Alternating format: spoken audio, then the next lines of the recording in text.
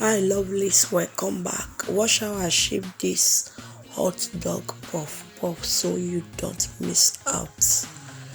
I have 8 mini hot dog, 3 cups of flour, pinch of salt, 4 spoons of sugar, pinch of nutmeg, 1 spoon of yeast. I'll give it a good mix. I'll set aside and I'll cut the hot dog into these very sizes that you are seeing right here.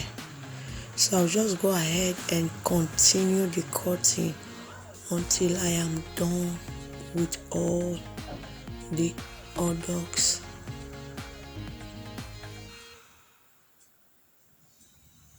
For those of you always coming to watch me, dropping your comments, keep commenting, keep liking, keep sharing. I really appreciate you all. If you are new to the channel, please subscribe and be a member of the family. Turn on the post notifications so that you can get notified anytime I upload. Feel free to also check my channel out for other videos that you might find helpful. So I'll just continue until I am done with the hot dogs.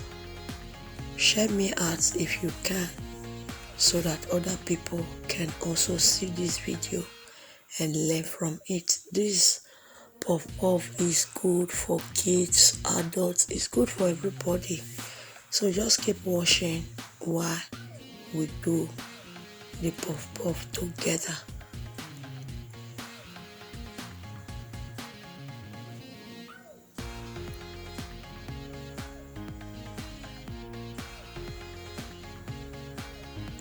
So yeah, I'm done cutting.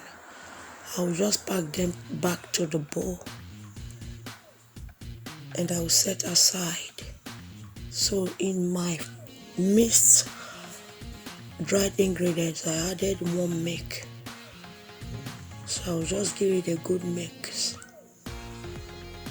I'll still be adding milk. So I'll mix and mix and mix. So now I will add the hot dog and I'll give it a good mix.